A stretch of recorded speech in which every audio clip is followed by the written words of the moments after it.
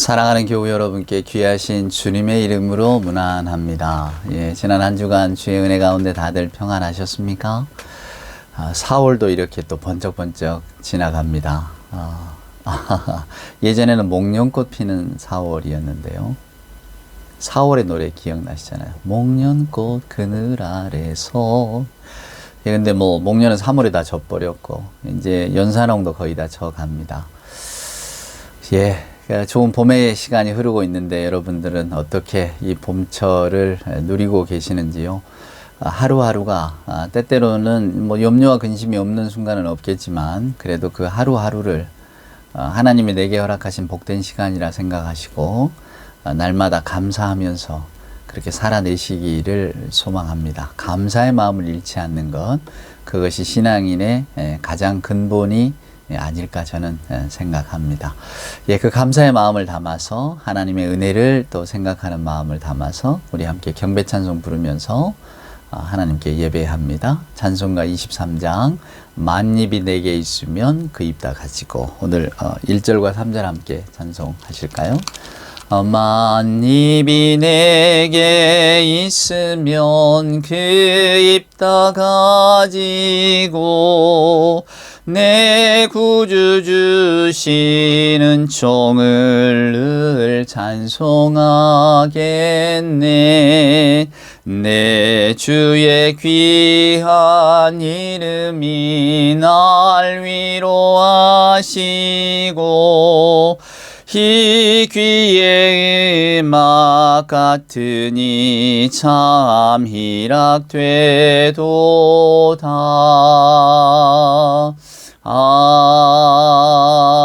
아멘.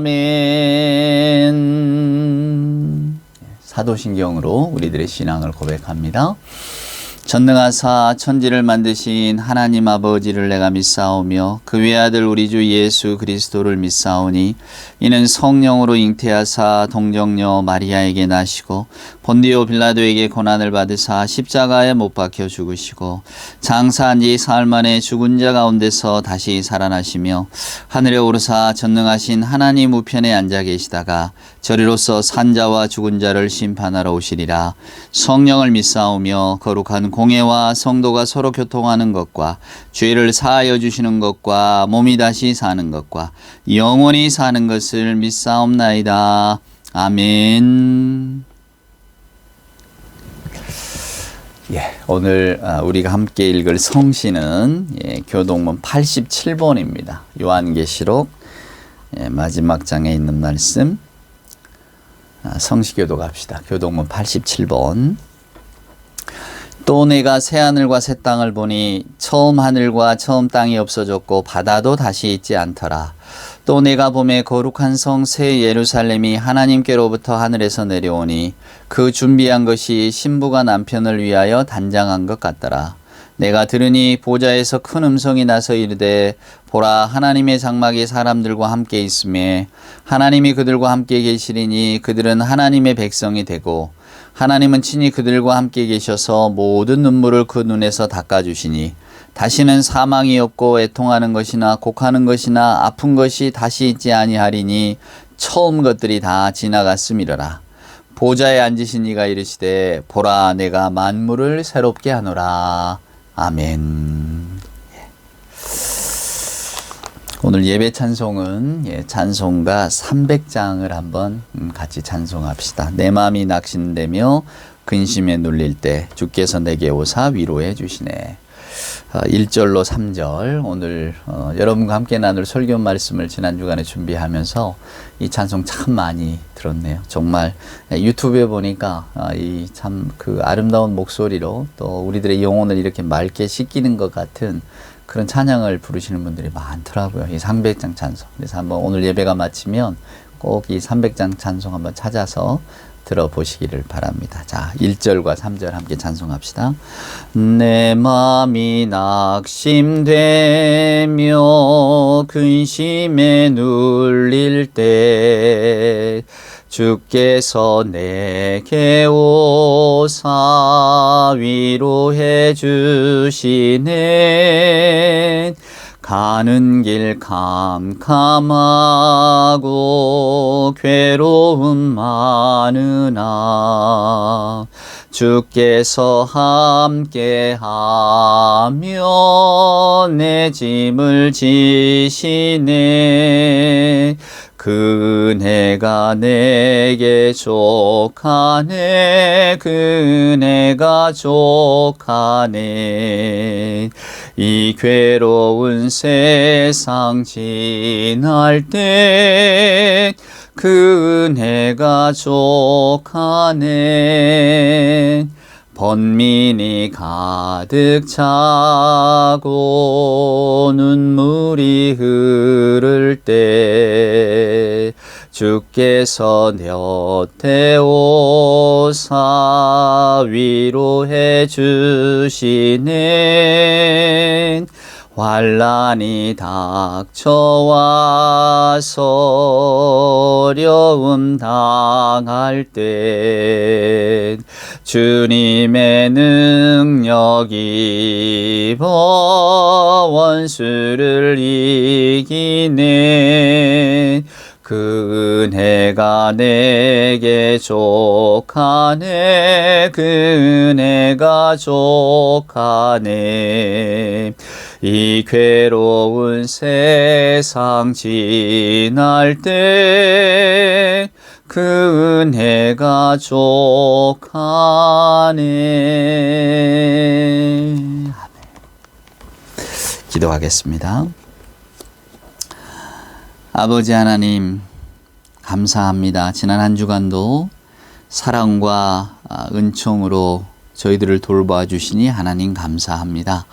어지럽고 어수선한 세상 속에서 또 저희들 갈피를 못 잡고 이리저리 헤매며 방황하며 살다가 오늘 이렇게 하나님 앞에 나와서 머리를 숙였습니다. 하나님, 이 복된 주일 아침 저희들 불러주시니 감사합니다. 저희들의 가슴 속에 불안과 초조와 염려함이 있음을 우리 아버지 하나님 알고 계십니다. 때때로 세상의 일이 내 욕심대로 되지 않아서 또 폭력이 폭력을 부르는 그런 세상의 일들을 바라보면서 우리가 가진 모든 것을 잃어버리고 때때로 우리의 생명까지도 잃어버릴 것 같은 그런 고통 속에 우리가 있습니다.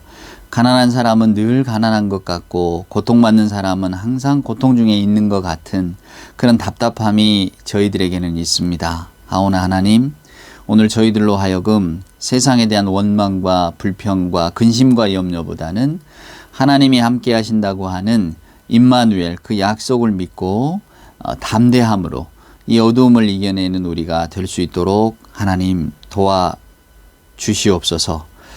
우리 예수 그리스도께서도 목수였음을, 베드로가 어부였던 것을, 아브라함이 목자였던 것을 하나님 기억하게 하시고 우리가 이제까지 간직하고 살아온 또 도덕과 윤리, 정직하고 성실하고 또 착하고 근면하고 서로 돕고 이웃을 사랑하고 마음이 가난하면 복이 받는다는 그런 신앙, 우리의 현실 속에서 무너져 내리지 않고 이것을 잘 지켜낼 수 있도록 주여 도와주시옵소서. 정직하고 성실하게 각자의 일에 임하게 하시고 시작한 일은 끊임없이 또 틀림없이 마무리하는 것, 또 저희들에게 주신 그 일이 어떤 일이든지 간에 하나님이 허락하신 일인 줄 알고 감사하면서 그 일을 잘 감당해 나갈 수 있도록 주여 도와주시옵소서. 때때로 하나님 가치관의 혼란을 느낍니다. 또 질서의 혼란을 느낍니다. 그러나 그 가운데서도 저희들에게 바른 길을 찾게 하시고 하나님의 법을 따라 또 하나님의 약속을 믿으며 실망하지 않고 꾸준히 살아갈 수 있는 용기를 이 아침에 허락하여 주시옵소서. 주께서 우리에게 약속하셨습니다. 나는 길이요 진리요 생명이니. 아버지 하나님, 오늘 또 길이요 진리요 생명 되신 우리 구주 예수 그리스도를 믿고 나의 구세주로 고백하며 예배하는 자들, 하나님의 이 복된 귀한 자녀들 마음 가운데 오늘 또 은총에 은총을 더하시고 복에 복을 더하셔서 저희가 하나님의 백성임을 자랑스러워하며 살아갈 수 있도록 주여 함께하여 주시옵소서. 이 시간도 우리와 함께 하시고 우리의 영을 일깨워 주시는 성령 하나님께 감사드리옵고 우리 구주 예수님의 귀하신 이름으로 간절히 기도드리옵나이다. 아멘. 오늘 우리가 함께 묵상할 하나님의 말씀은 우리 욥기 있는 말씀을 한번 살펴볼까요? 욥기 1장입니다. 욥기서 1장 1절에서 5절에 있는 말씀을 한번 제가 읽어볼게요. 우스 땅에 욥이라 불리는 사람이 있었는데 그 사람은 온전하고 정직하여 하나님을 경외하며 악에서 떠난 자더라. 그에게 아들 7과 딸 3이 태어나니라. 그의 소유물은 양이 7,000마리요 낙타가 3,000마리요 소가 500결이요 암나귀가 500마리며 종도 많이 있었으니 이 사람은 동방 사람 중에 가장 훌륭한 자라. 그의 아들들이 자기 생일에 각각 자기의 집에서 잔치를 베풀고 그의 누이 3명도 청하여 함께 먹고 마시더라. 그들이 차례대로 잔치를 끝내면 욥이 그들을 불러다가 성결하게 하되 아침에 일어나서 그들의 명수대로 번제를 드렸으니 이는 욥이 말하기를 혹시 내 아들들이 죄를 범하여 마음으로 하나님을 욕되게 하였을까 함이라. 욥의 행위가 항상 이러하였더라. 아멘. 지난 화요일에 여러분 비가 내렸습니다.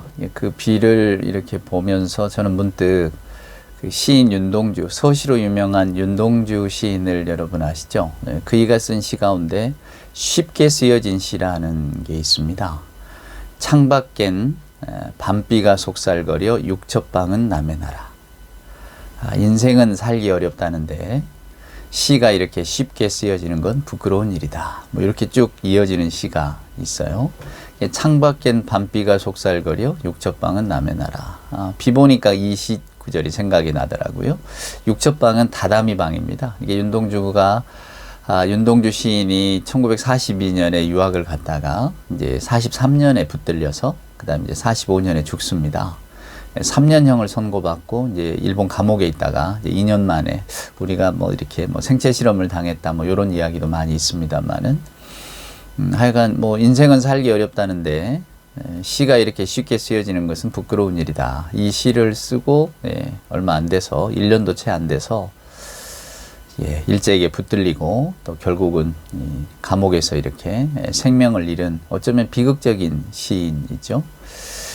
인생은 살기 어렵다는데 그 대목이 생각이 났습니다. 그래서 살기 어려운 인생을 사는 사람을 한번 우리가 생각해 봐야 되겠다는 그런 마음이 들었어요.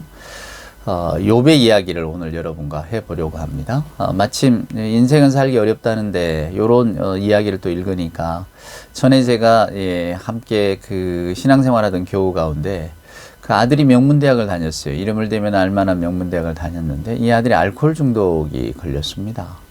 그러니까 학교도 채 졸업을 못하고 이제 그냥 술 먹고 그냥 인사불성으로 항상 지내는 거죠. 그분이 원래는 불교 신자였는데 그래서 이제 지푸라기라도 잡는 심정으로 교회를 왔어요. 그때 제가 그분을 이렇게 보면서 그 느꼈던 그 마음의 감정이 참 인생이 살기 어렵구나는 생각이었어요. 그분은 남편도 아주 번듯하고 좋은 직장, 본인도 학교에 교편을 잡고 있었고 뭐 그러셨는데 또 아들도 남들에게 자랑할 만한 아들이었잖아요. 근데 그 아들이 알코올 중독에 걸리고 생활을 포기하다시피 하는 그 순간부터 이분의 삶이 우르르 무너졌단 말이에요. 그리고 이제 교회 와서 이제 엎드리기 시작한 거죠. 물론 지금은 아들도 멀쩡하게 이제 장가도 가고 다 알코올 중독도 이겨내고 잘 살고 있습니다. 그런데 말입니다. 그때 제가 그분을 보면서 들었던 생각, 참 인생이 어려움이 없을 줄 알았는데 이런 일이 다가오는구나. 혹시 여러분 가운데도 자녀가 아프거나 혹은 내가 좀 몸이 불편하거나 아니면 아침에 눈을 뜨시면 참 인생이 살기 어렵구나 이렇게 느끼시는 분들이 분명히 있을 줄 압니다. 우리가 여러분 예수 안에 산다는 것은 우리의 근심과 걱정이 사라지는 게 아닙니다. 우리 주님이 저와 여러분에게 만사 형통을 주시는 분, 뭐 이렇게 약속한 분이 아니에요. 우리 인생이라고 하는 것은 참고 견디면서 우리가 성경에 우리 뭐 오늘 욥기에도 나옵니다만 정금같이 나오리라 그런 구절이 있잖아요. 그가 나를 단련하신 후에는 내가 정금같이 나오리라. 이게 인생이라고 하는 것이 그냥 하나님께서 문제를 다 이렇게 가지치게 해주시는 게 아니고 그 인생 가운데 우리를 견딜 힘을 주시는 거죠. 제가 늘 드리는 말씀이 있습니다. 잘 먹고 잘 산다고 해봐야 그 끝은 결국 죽음 아니냐고. 그렇습니다. 잘 먹고 잘 살아도 우리는 죽습니다. 그런데 이것을 이길 수 있는, 이 죽음을 이겨낼 수 있는 가장 큰 어떤 그 소망의 약속이 성경에 있는데, 그래서 우리는 예수 믿는 분들은 약속의 사람이에요. 하나님의 약속을 믿고 살아가는 거지. 하나님의 약속이 내 눈앞에 있다고 해서 내 앞에 어려움들이 없어지는 건 아니거든요. 그러니까 내 앞에 하나님을 내가 믿으니까 내 앞에 어려움이 다 없어지고 인생이 이제 평탄대로만이 있을 것이다 라고 기대하는 것은 우리가 흔히 기복신앙이라고 합니다. 그건 하나님 신앙이 아니라 내 신앙인 거죠. 내가 믿음 안에 있으면 이런 어려움들은 없어지리라.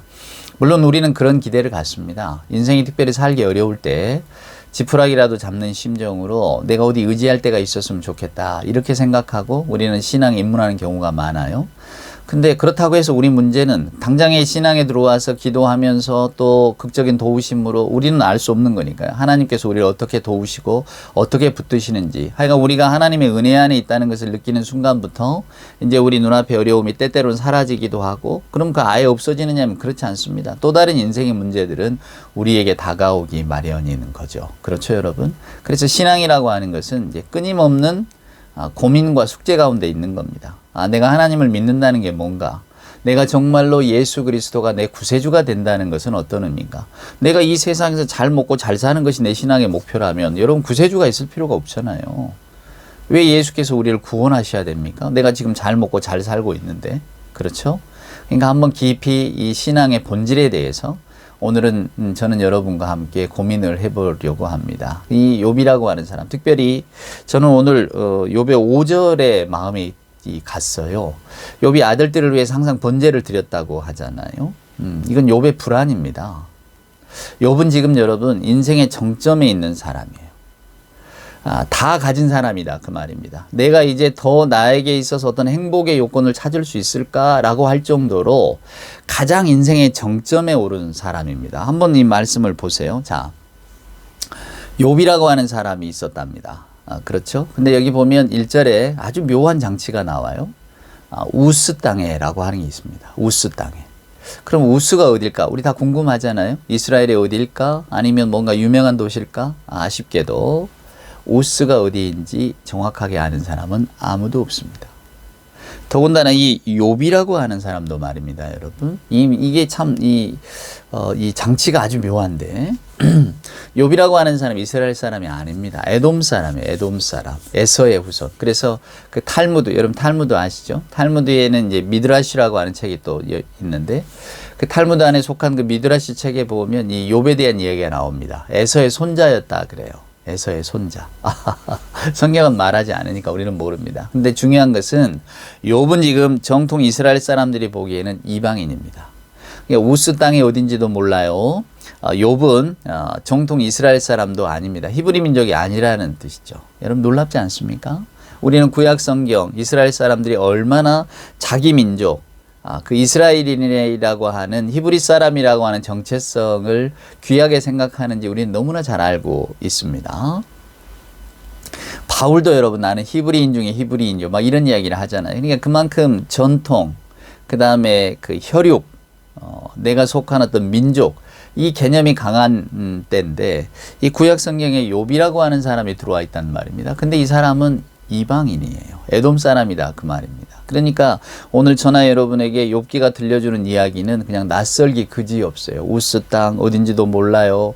욥은 이스라엘 사람도 아니라 에돔 사람이에요. 또 무슨 이야기일까? 그런데 이 사람이 어떤 사람이었냐면 온전하고 정직하여 하나님을 경외하며 악에서 떠난 자더라. 이 온전하다는 말이 히브리 말로 탐인데요. 탐이 완전하다는 뜻이에요. 예, 흠이 없다는 뜻입니다. 어떤 사람이길래 흠이 없다는 이야기를 듣습니까? 그러니까 매사에 자기의 삶을 잘 이렇게 갖고 가는 사람이겠죠. 2절에 보니까 아들 7과 딸 3이 태어났다. 여러분 무슨 의미일까요? 그냥 아들 7, 딸 3이었나 보다. 그게 아니고요.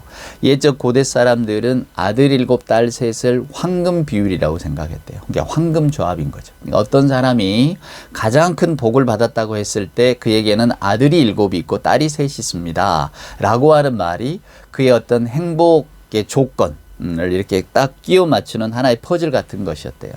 그 여러분 이 욥기 42장을 보면 하나님께서 욥에게 이제 그 재산을 회복시켜 주시잖아요. 복을 주신단 말이에요. 그래서 여기 3절에 나온 것처럼 뭐 양이 7천이고 낙타가 3천이요 소가 500결이요 이렇게 쭉 나오잖아요. 근데 이걸 다 갑절로 주세요.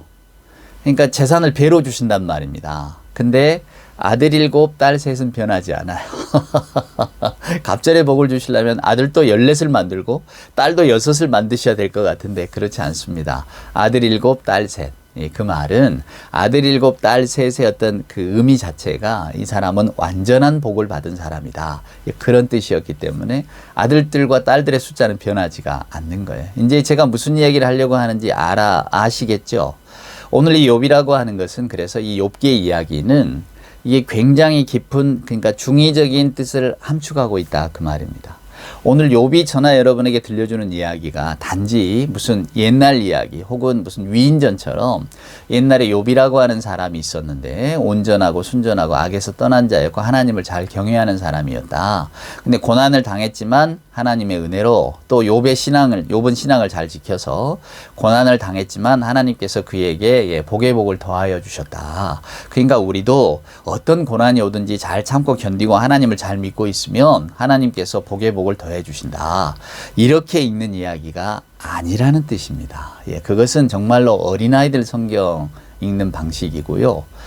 저나 여러분 우리가 이제 인생은 살기 어렵다는데 이런 말뜻을 아시는 분들에게는 이 욥의 이야기가 정말로 다르게 다가옵니다. 제가 아까 저는 5절 말씀에 특별히 마음이 왔다고 생각했잖아요. 자, 욥은 순전하고 온전한 사람이었습니다. 악에서 떠난 자였고 하나님을 경외하는 자였습니다. 근데 오늘 그 사람 정말로 완전해 보이는 사람이에요. 완벽합니다. 사람들도 다 그를 칭송합니다. 동방에 이런 사람이 없었다라고 사람들의 다 칭송을 받는 사람이에요. 더군다나 아들 7에 딸 3 완벽한 조건 또 이 무수히 많은 재산 그러니까 모든 사람들이 다 우러러보고 정말로 부러워할 만한 그런 위치에 오른 사람입니다. 그럼 우리가 생각할 때는 저 사람에게는 더 이상 정말 바랄 게 없겠구나. 그냥 지금 이대로가 좋사오니 제 인생 그냥 이대로만 살게 해주세요. 나는 정말 너무 해피합니다. 이래야 될 것 같은데 오늘 5절을 이렇게 곰곰이 읽어보면 이 사람의 불안이 보입니다. 자, 오늘 욥은 어떤 생각을 하고 있습니까? 아들들을 위해서 날마다 번제를 쌓습니다. 그러면서 성경에 뭐라고 되어 있느냐면 혹시 내 아들들이 죄를 범하여 마음으로 하나님을 욕되게 하였을까 합니다. 혹시 내 아들들이 죄를 범하여 마음으로라도 하나님을 욕되게 하였을까 나는 두렵다는 거예요. 그 말은 무엇입니까? 하나님이 내게 주신 복을 뺏어갈까 봐 나는 두렵다 그 말이에요. 그래서 자기 생활도 잘 관리하지만 또 아들들이 또 드러나는 행위는 괜찮은 것 같지만 혹시 마음으로라도 하나님을 멸시하거나 아니면 하늘의 죄를 얻을까 봐 그것이 두려워서 아들들을 위해서 날마다 제사를 지내는 사람이었다라고 하는 뜻입니다. 욥은 불안한 겁니다. 내 삶이 깨어질까 봐. 여러분 우리들의 삶이 얼마나 연약합니까? 욥의 이 불안이 보이십니까? 알랭드 보통이라고 하는 분이 있습니다. 예, 프랑스 분인데 우리나라에 이분을 좋아하는 사람들이 많아요. 근데 이분은 소설도 쓰지만 불안이라고 하는 책을 읽으면서 제가 이렇게 무릎을 딱 쳤던 적이 있어요. 알랭드 보통은 이렇게 말합니다. 우리 현대인은 지금 저와 여러분 동시대를 사는 사람들은 전부 다 불안 가운데 있다고. 근데 그 불안이 뭐냐? 이분은 한마디로 말하는데 불안이라고 하는 것은 욕망의 시녀라는 겁니다. 불안은 우리가 욕망을 가지고 있기 때문에 자연히 따라 붙는 거다 그 말이에요. 그럼 도대체 우리의 욕망이 뭘까요? 이가 하는 이야기는 그렇습니다. 저나 여러분은 우리하고 이렇게 비교했을 때 우리보다 뛰어난 사람을 우리가 부러워하지는 않습니다. 이재용 같은 삼성의 어떤 그런 사람 우리는 부러워하지 않아요. 우리하고 다른 사람이라고 생각하니까 그는 그대로 사는 거예요. 그가 어떻게 살든지 우리는 그 사람 때문에 마음을 상하거나 그러지는 않습니다. 우리가 주목하는 것은 우리와 같다고 생각하는 사람들이에요. 저 사람이는 나나 뭐 별반 다를 게 뭐가 있나? 우리의 불안은 그래서 어디서 오느냐면 사회가 정해놓은 성공이 있습니다. 사회가 이만하면 잘 살죠. 오늘 욥이 보여주는 것처럼 재산이 있고 자녀 있고 뭐 직업이 있고 뭐 이만하면 잘 산다. 저나 여러분이 이렇게 볼 때에 저 사람의 삶은 참 성공한 삶이야. 이렇게 이야기하는 그 성공의 기준이라는 게 있잖아요. 근데 우리가 거기에 못 미치면 우리는 어떤 생각을 하게 되느냐면 나는 사람들로부터 존중을 받지 못할 거야. 그래서 불안이 생겨난다는 겁니다. 이건 뭐 심리학자들의 이야기하고도 맞닿아 있는 건데요. 그러니까 우리는 우리 스스로에게 만족하기보다 남의 시선을 의시한다는 거죠. 그래서 락강이라고 하는 유명한 정신분석학자도 우리의 욕망은 내 욕망이 아니라 타인의 욕망이라고 이야기를 합니다. 남들이 보기에 좋은 것들을 우리가 가지려고 한다는 거죠. 내 욕망은 그게 아닌데, 그래서 남의 욕망을 마치 내 욕망인 것처럼 생각하고 우리가 살아간다는 거예요. 그게 현대인이라는 겁니다. 그것을 알랭드 보통은 이제 속물근성인 이런 걸로 표현을 합니다. 우리에게는 다 인정받고 싶은 욕구가 있거든요. 여러분도 그러시잖아요. 인간에게 가장 중요한 것은 사랑받고 인정받고자 하는 욕구입니다. 그래서 우리가 창세기를 보면 가인이 아벨의 일로 그렇게 화가 나는 것도 내가 더 인정받고 싶은데 더 인정받지 못했다는 거예요. 내가 더 사랑받고 싶은데 사랑받지 못했기 때문에 그 분노가 아벨에게로 쏟아지는 겁니다. 그러니까 사랑과 인정의 반대편은 시기와 질투인 거죠. 그 시기와 질투는 뭘 부르냐면 폭력을 부릅니다. 그러니까 우리 인간의 내면이 그렇게 다, 그래서 성경은 이것이 죄성에 물든 마음이라고 표현을 하는데, 우리는 다 사랑받고 싶고 인정받고 싶지만 그게 안 되면 어쩔 줄을 모릅니다. 그러니까 알랭드 보통도 그렇고 많은 심리학자들도 그렇고 저나 여러분에게 들려주는 이야기가 우리는 사랑과 인정을 받고자 하는 존재라는 거예요. 근데 그 사랑과 인정은 어디에서 오느냐면 사회가 정해놓은 어느 정도의 수준이라는 거예요. 그 수준에 이르지 못하면 나는 사랑받지도 못하고 인정받지도 못할 거야. 그게 우리를 불안하게 만든다는 겁니다. 그러니까 속물근성이라는 말처럼 그냥 나는 조금 더 좋은 집, 좋은 차, 좋은 직업, 그냥 남들이 보기에 그럴듯하게 좀 살고 싶어, 이런 욕망들을 우리가 갖게 된다는 거죠. 그게 인간이 가지고 있는 가장 근본적인 어떤 그 생각이라는 거예요. 그러니까 삶에 대한 기대가 있잖아요.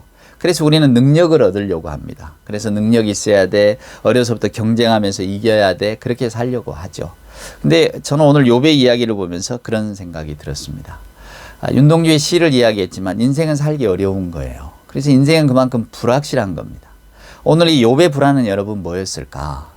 저는 성경이 놀랍다고 생각하는 게, 이 욥이라고 하는 이방인, 그때 당시 이스라엘 사람들 관점에서 보면 이방인이잖아요. 근데 이 사람에게 순전하다, 정직하다, 악에서 떠났다, 하나님을 경외하는 자였다, 온갖 우리가 상상할 수 있는 가장 좋은 인간의 조건들을 갖다 붙여 놓습니다. 그런 사람이 욥이었다고, 그런 욥이라고 하는 에돔 사람이 있었다고 하는 것을 우리에게 들려주잖아요. 놀랍지 않습니까?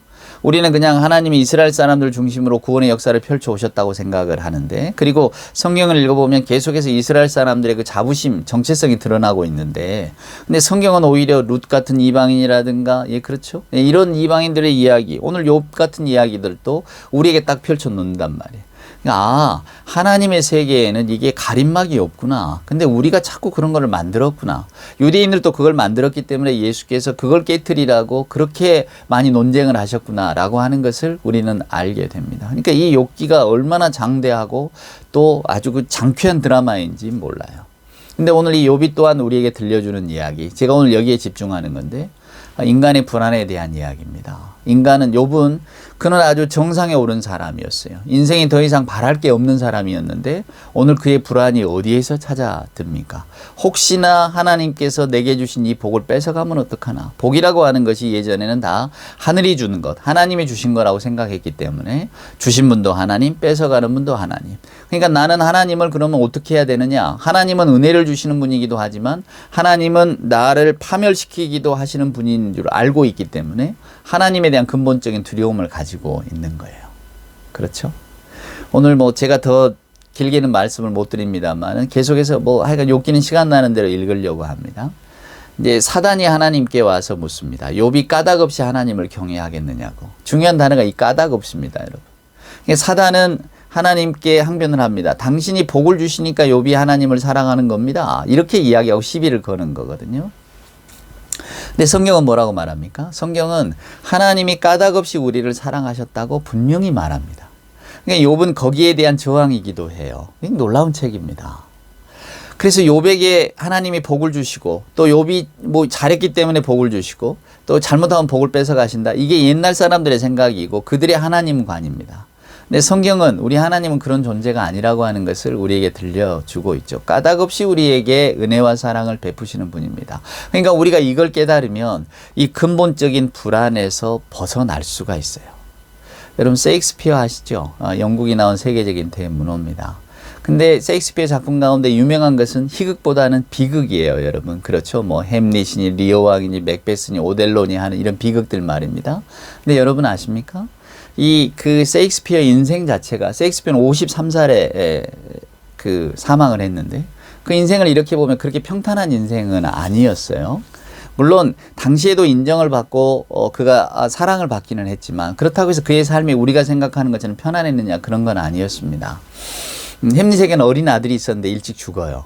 여러분. 그리고 뭐 부모님도 거의 뭐 가까운 시일에 돌아가고 남동생도 죽고 다 인생을 살다 보면 부모님 먼저 돌아가시기도 하지만 어린 아들이 죽고 동생이 먼저 죽고 이런 경험들은 그렇게 또 흔한 경험들은 아니거든요.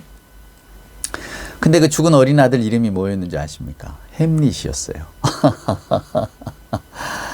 예. 아마 그래서 그가 쓴 그 비극 작품의 그 덴마크 왕자 이름을 햄릿이라고 한 것 같은데.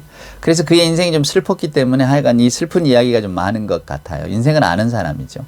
근데 그 햄릿이 쓴 비극 가운데 오델로라고 하는 그 있습니다. 이게 베네치아의 장군인데 여러분. 유일하게 햄릿의 주인공 가운데 흑인입니다. 무어인이라고 나오는데 무어인은 아프리카 사람과 아랍 사람이 합친 사람이에요. 그 혼혈인 거죠.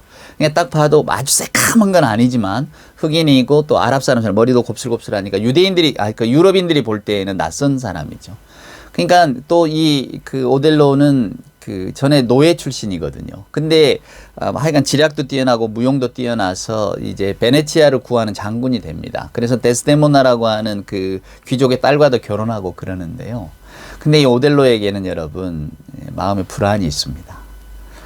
터키군을 물리치고 베네치아의 어떤 그 수호자가 됐는데 그래서 사람들이 다 존경하는 대장군이 되고 그 베네치아의 어떤 지도하는 지도자가 됐는데도 자기가 옛적에 노예 출신이고 흑인이잖아요.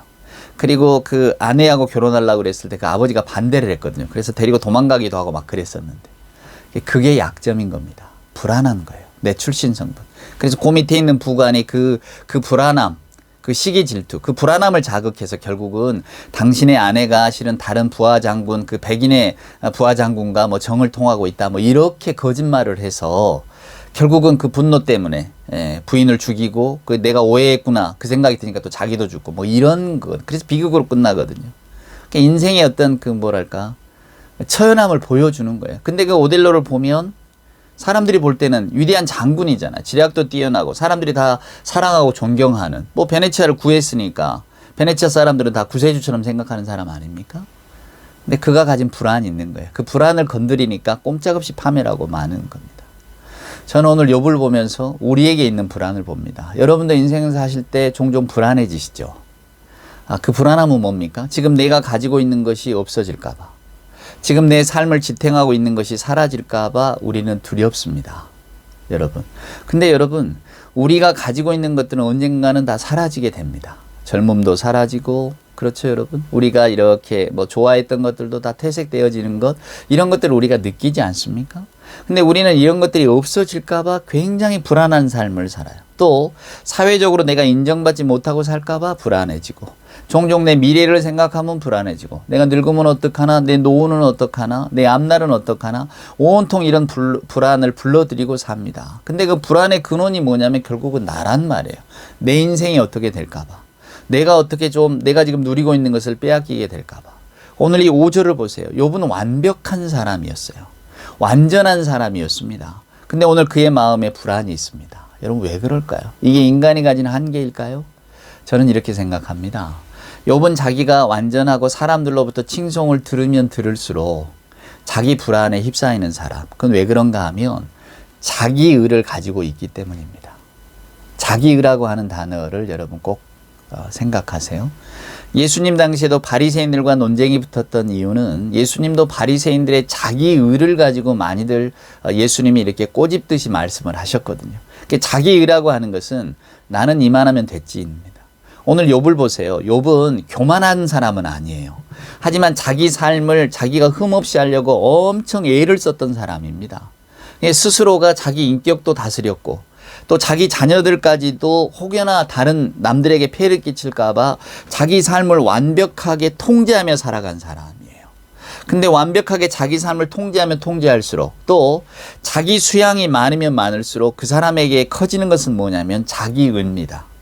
이만하면 됐지. 세상에 나만한 사람이 어디 있어. 그래서 여러분이 욥기는요. 그 사람이 우리는 흔히 이런 말 합니다. 저 사람 법 없이도 살 사람이야. 또 가끔 우리가 종종 그런 질문도 듣잖아요. 예수를 안 믿어도 목사님 그냥 삶을 너무 건강하게 윤리적으로 도덕적으로 잘 사는 사람들 있잖아요. 그분들은 그냥 예수 없어도 구원받을 수 있는 건 아닐까요? 저렇게 삶을 성실하고 착하고 선하고 좋은 일 많이 하며 살았는데 말입니다. 이렇게 우리는 말을 합니다. 근데 오늘 욥기를 읽어보면 욥이 그이들을 대변하고 있어요. 그런 분들의 마음속에 자기의가 있기 때문에 그 자기의가 자기를 더 공고히 만듭니다. 이만하면 됐지. 내가 내 삶을 얼마나 철저하게 통제하고 있는데. 그래서 그 통제 속에는 뭐가 들어와야 되냐면 인생이 들어와야 되는 겁니다. 근데 그 인생이라고 하는 것은 불확실하잖아요. 그래서 이 불확실한 인생을 통제하기 위해서 이분은 더 자기의 삶을 만들고 가꾸는 거예요. 그러니까 타인들이 볼 때나 또 자기 스스로 볼 때에도 삶이 만족스럽죠. 나는 정말 매사에 조심조심하고 심지어는 길가를 걸어갈 때에도 그냥 혹여 개미라도 밟을까가 조심스럽게 걸어가는 사람의 어떤 그 걸음걸이처럼 매사를 돌다리도 두들겨보고 건너는 그런 심정으로 산단 말이에요. 행여이 얕은 얼음장이 깨질까봐. 우리 약팽소선이라고 하잖아요. 노자에 나온 말인데 아주 작은 생선을 불위에서 굽는다는 말입니다. 그러면 작은 생선을 불위에서 구우려면 여러분 어떻게 해야 됩니까? 막 뒤집으면 됩니까? 생선살 다 떨어지지. 그러니까 얼마나 조심스럽게 이렇게 뒤집어 가면서 굽겠어요. 그러니까 결국 인생은 이렇게 살아야 된다는 거예요. 사람도 이렇게 다스려야 되고 관계도 이렇게 만들어야 된다고. 아주 작은 생선을 굽듯이 조심조심스럽게. 근데 이러한 삶의 자세는 결국은 자기의가 됩니다. 그래서 이만하면 됐지요가 되는 거예요. 그러니까 이만하면 됐지요라고 하는 그 신앙을 지탱하는 마음은 결국은 불안이 있는 거예요. 오늘 저는 욥의 불안이 보입니다. 자기 자녀들을 위해서 번제를 쌓고 자기 자녀들의 어떤 마음속의 일까지도 헤아리는 이 사람. 과연 오늘 이분에게 내가 하나님의 은혜를 느낄 만한 자리가 있을까?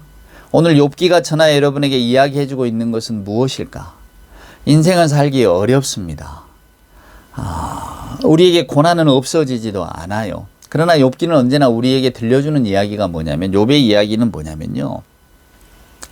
우리는 그냥 이렇게 평탄한 인생으로 잘 먹고 잘 사는 것으로 끝나는 것이 인생이 아니라는 겁니다. 때로는 시련과 고통 가운데 직면하지만 그 가운데서 우리가 하나님을 더 깊이 알고 하나님을 깨달아 갈 수 있다면 그것이 복된 인생이라고 저와 여러분에게 들려주는 거죠. 그것이 신앙이고 그게 성경입니다. 오늘 욥은 하나님의 인정에 지금 불안하는 거예요. 하나님의 나를 인정해 주셔서 내게 이런 많은 복을 주셨지만 또 언제 하나님의 마음이 바뀌어서 내게 이것을 빼앗아 갈지도 몰라. 왜?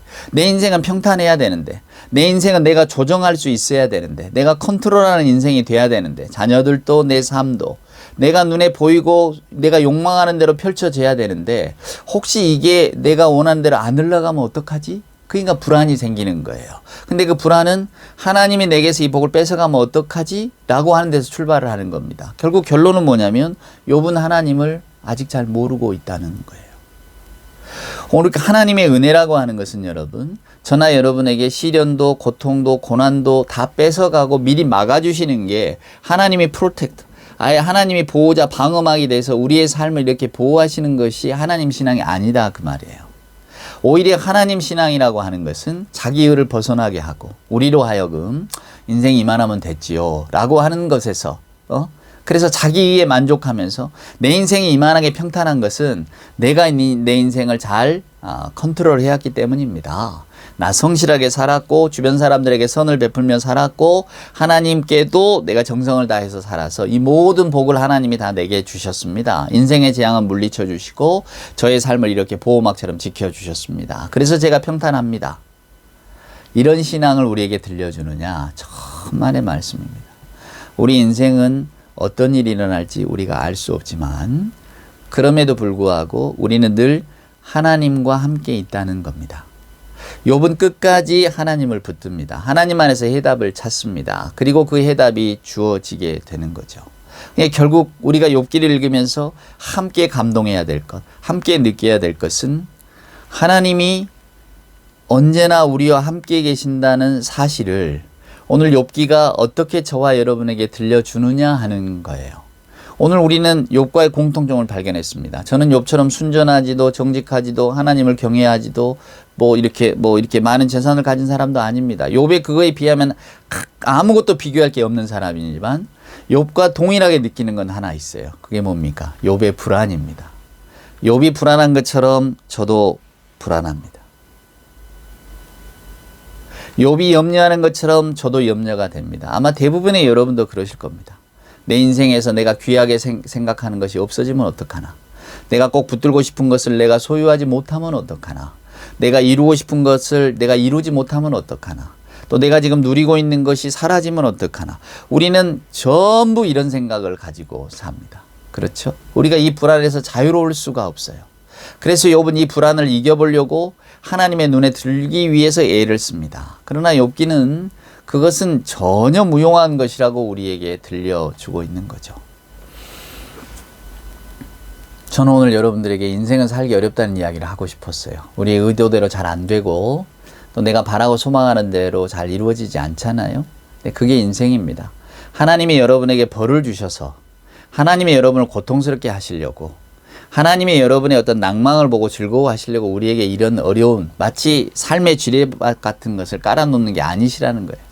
모두에게는 다 이런 삶의 지뢰밭들이 있습니다. 우리가 다락방의 해골이라고 합니다만 어느 집에 가든 그 숨겨놓은 다락방의 해골들이 있다고 우리 인생에도 늘 이렇게 숨겨놓고 싶고 또 보고 싶지 않은 일들이 항상 도처에 널려 있습니다. 만약에 오늘 안 만났다면 내일은 만나게 될 겁니다. 어제 만났다면 내일은 또 안 만날 수도 있죠. 그러나 내일은 또 내일의 어떤 게 올지도 몰라요. 그게 우리들의 인생입니다. 저는 여러분에게 마치 당이정처럼 우리 삶을 이렇게 달달하게 만들어서 포장해서 말씀드리고 싶지가 않아요. 예수 믿으면 다 모든 것이 다 만사형통된다 이런 이야기를 드리고 싶지도 않습니다. 저는 그냥 우리 인생을 제대로 우리가 직면할 수 있기를 바랍니다. 때때로는 알 수 없는 어떤 인생의 고통 때문에 눈물 흘리기도 하지만 그럼에도 불구하고 우리가 아까 찬송 불렀잖아요. 그 은혜가 내게 족하다고. 우리가 이렇게 고백할 수 있는 신앙의 자리에까지 그저 오를 수 있기를 소망할 뿐입니다. 그것을 욥기에서는 연단이라고 표현하고 정금이라고 표현합니다. 우리는 언젠가는 그렇게 되어질 수 있을 거라고 저는 생각합니다. 감히 고통아 내게 오라. 내가 하나님 안에서 다 이길 수 있다. 이렇게 말할 수는 없지만 저도 여러분도 고통은 좀 비켜갔으면 좋겠고 인생의 슬픈 일은 내 눈앞에 좀 안 일어났으면 좋겠고 다 그런 소망이 있잖아요. 그러나 어떤 인생이든 그걸 피해갈 수가 있겠습니까? 그럼에도 불구하고 그 인생 가운데서 하나님이 우리와 함께 하신다는 사실을 우리가 깨달을 수 있다면 우리는 신앙의 더 깊은 곳으로 들어갈 수 있을 것입니다. 오늘 그 말씀을 생각하십시오. 이 한 주간은 욥의 불안이 꼭 나의 불안이구나. 그러나 이 욥은 이 불안을 어떻게 이겨냈을까? 또 욥에게 닥쳐오는 시련, 우리는 다 알고 있지만 그 시련들 속에서 욥은 어떻게 그 고통과 또 시련을 이겨낼 수 있었을까? 이런 것들을 생각하면서 또 욥기를 한번 쭉 다시 한번 읽어보는 그런 은혜가 우리에게 있기를 소망합니다. 이것이 오늘 이 아침에 욥기를 읽는 이유입니다. 욥의 인생, 나의 인생 한번 비교해 보시면서 이 한 주간 욥과 또 나의 삶, 나의 인생을 한번 이렇게 생각하는 그런 한 주간이 되시기를 소망합니다. 기도하시겠습니다. 이제는 우리 구주 예수 그리스도 크신 은혜와 아버지 하나님의 만국하신 사랑하심과 자비하신 성령님의 함께 하심이 오늘 불안에 가득 찬 욥의 인생을 이렇게 바라보면서 저희들의 인생과 또 그 인생 가운데 함께 하시는 하나님의 은혜를 깨닫게 되는 그 신앙을 소망하는 우리 예배하는 모든 교우들 머리머리 위에와 저들의 삶과 또 저들의 간절한 기도의 제목 위에 주님 사랑하시는 복된 교회 위에 이제로부터 영원 무궁토록 함께하여 주옵기를 간절히 축원하옵나이다. 아멘.